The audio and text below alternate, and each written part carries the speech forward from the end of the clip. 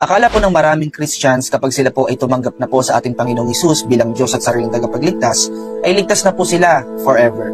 Pero sinasabi po ng Colossians chapter 2 verse 6 to 7, "So then, just as you received Christ Jesus as Lord, continue to live in Him, rooted and built up in Him, strengthened in the faith as you were taught and overflowing with thankfulness."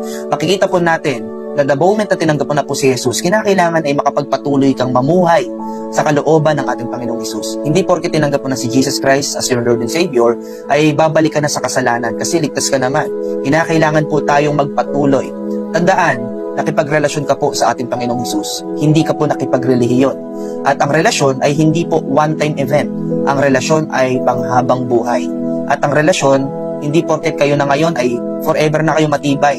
Ang pakikipagrelasyon na sinimulan mo ay patuloy mong patitibayin at palalaguin. Maraming mga nagsasabing Kristiyano kuno na nagsasabi na kapag ang isang tao ay sumampalataya sa Panginoon, nawawala pa raw ang kaligtasan. Pero ano nga ba ang sabi ng Biblia at ng Panginoon? Ang sabi ng Panginoong Hesukristo, "And I give unto them eternal life, and they shall never perish."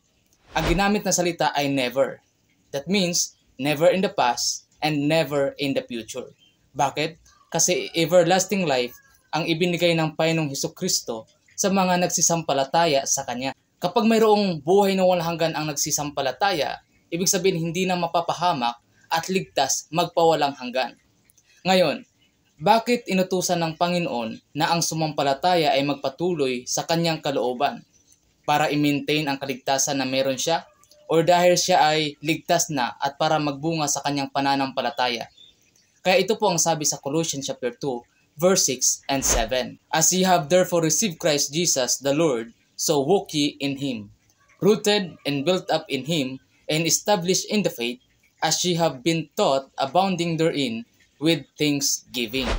Yan po ang itinuturo ng Biblia na bilang mga mananampalataya sa Panginoong Hesukristo, tayo ay magpatuloy sa Kanyang kalooban upang tayo ay maging matatag sa pananampalataya at magbunga sa ating paglilingkod sa Kanya. Hindi para i-maintain ang kaligtasan na meron tayo, dahil una sa lahat, ang Diyos ang nagmi-maintain sa ating kaligtasan sa pamamagitan ng Kanyang biyaya at habag sa atin. Kaya context po ang ating titignan sa Biblia.